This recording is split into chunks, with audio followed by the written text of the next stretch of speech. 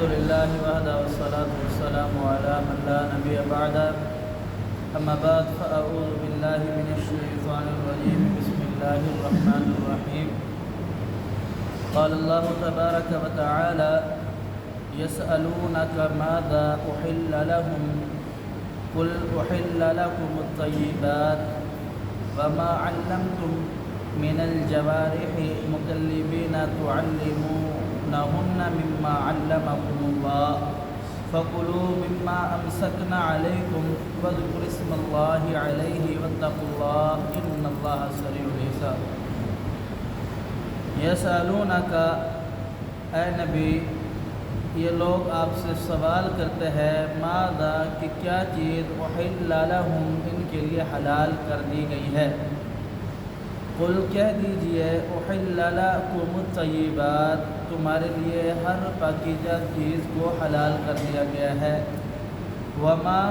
اور وہ علمتم جسے تم سکھاؤ من الجوارح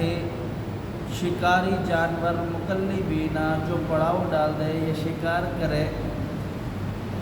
تعلمونہن جسے تم نے سکھایا ہو مما وہ چیز علمکم اللہ جو تمہیں اللہ رب العالمین نے سکھائی ہے اس میں سے فکلوا بس تم کھاؤ مما اس جانور میں سے امسکنا جو تمہارے لیے شکار کر کے آئے امسکنا وہ تمہارے لیے ہی روک کر رکھے اسے خود نہ کھائے علیکم تمہارے لیے واذکروا اسم اللہ علیہ جب تم اسے بھیجو تو تم اس پر اللہ رب العالمین کا نام پڑھو واتقوا اللہ اللہ سے ڈرو ان اللہ سریع الحساب اللہ رب العالمین جلد حساب لینے والا ہے یسألونک ماذا احل لهم قل احل لكم الطیبات اس آیات مبارکہ میں اللہ رب العالمین نے ایک بہترین اصول ذکر فرمایا کہ ہر وہ چیز اللہ رب العالمین نے آپ کے لیے حلال کی ہے جو پاک ہے اور ہر وہ چیز جو گندی ہو یا پھر وہ اس کے اوپر قرآن و حدیث میں ممانعت آئی ہو وہ چیز حرام قرار دی ہے یہ ایک بہترین سا اصول بیان فرمایا ہے اور اس چیز کے ساتھ یہ محدود ہو جاتا ہے جو حرام چیزیں ہیں وہ اور حلال چیزوں کا دائرہ وسیع ہو جاتا ہے اور آگے رب تعالیٰ فرماتا ہے کہ وما علمتم من الجوارح مکلبین تم نے جسے سکھایا ہو شکاری جانور جو شکار کرے وہ چیز سکھانا تعلمونہن مما علمکم اللہ جو تمہیں اللہ رب العالمین نے سکھائی ہے اس میں بے شمار جانور ہیں جو شکاری ہے جیسے کہ کتا ہے اور باز ہے چیتا ہے اگر آپ انہیں پالے انہیں سدھائے انہیں سکھائے شکار کرنے کے لیے صحابہ کرام کیا کرتے تھے تو ان کا جو شکار ہے وہ شکار جب کر کے آئے تو وہ جائز ہے اس کی کچھ صورتیں ہیں پہلی بات تو یہ ہے کہ جب اسے بھیجا جائے تو اس پر اللہ رب العالمین کا نام پڑھ کر بھیجا جائے وہ باز ہو چیتا ہو یا کتا ہو یعنی اللہ رب العالمین کا نام لے کر انہیں چھوڑا جائے پھر جب یہ شکار کرے تو شکار کرنے کے بعد اس شکار کو یہ آپ کے لیے روک لے اس میں سے خود نہ کھائے تب وہ آپ کے لیے حلال ہے اگر اس شکار میں سے یہ خود کھاتے ہیں تب آپ اسے نہ کھائیں اسے چھوڑ دیں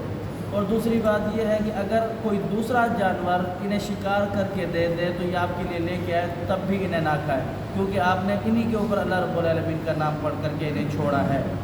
اگر یہ جو آپ نے شکاری جانور بھیجا ہے یہ شکار کرتا ہے وہ شکاری جو جانور ہے جسے شکار کیا گیا ہے وہ مر جاتا ہے ٹھیک تب بھی اللہ رب العالمین نے کہا یہ حلال ہے کیونکہ آپ نے اس کے اوپر اللہ رب العالمین کا نام لے کر کے بھیجا لے کر کے پڑھ کر کے بھیجا اس وجہ سے اللہ رب العالمین نے جو آپ نے تکبیر پڑھ کر کے بھیجی وہی اس کا ذبیحہ تھا اب اسے آپ کھا سکتے ہیں آگے اللہ تعالیٰ فرماتے ہیں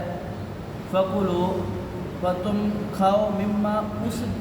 جانور میں سے جو آپ کے لیے شکار کیا گیا ہے امسکنا علیکم جسے تم وہ جانور تمہارے لیے روک لے خود نہ کھائے واذکروا اسم اللہ علیہ تم ان پر اللہ رب العالمین کا نام لے کر کے بھیجو ان جانوروں کو واتقوا اللہ اللہ سے ڈرو اللہ رب العالمین ان اللہ سریع الحساب جلد حساب و کتاب لینے والا ہے جناب عائشہ رضی اللہ تعالی عنہ فرماتی ہیں کہ میں نے رسول اکرم صلی اللہ علیہ وسلم سے سوال کیا کہ اللہ کے رسول اللہ رب العالمین یہ حساب و کتاب لینے والا ہے تو اس کے اندر کیا سختی ہوگی؟ آپ علیہ السلام نے فرمایا جس شخص سے اللہ رب العالمین نے حساب و کتاب لے لیا وہ شخص تباہ و برباد ہو گیا، وہ شخص اسے ضرور عذاب دیا جائے گا۔ تو جناب عائشہ رضی اللہ تعالی عنہ نے قرآن کی آیات مبارکہ پڑھی اور فرمایا کہ اللہ رب العالمین نے فرمایا کہ میں آسان حساب لینے والا ہوں۔ تو جناب رسول اللہ صلی اللہ علیہ وسلم نے فرمایا کہ آسان حساب یہ تو سرسری مماثلت ہے کہ حساب و کتاب کرنا، اگر جس سے قریض کر کے حساب و کتاب لیا گیا اسے ضرور عذاب دیا جائے گا۔ تو اس آیات میں اس چیز کا ذکر کرنا اس وجہ سے لازم تھا کہ جو بھی چیزیں ہیں، شکاری جانور ہیں یا کوئی بھی چیزیں ہیں، ان پر اللہ رب العالمین کا نام لے کر کے انہیں بھیجا جائے۔ اور اگر آپ کو پتہ ہے بس اوقات بندہ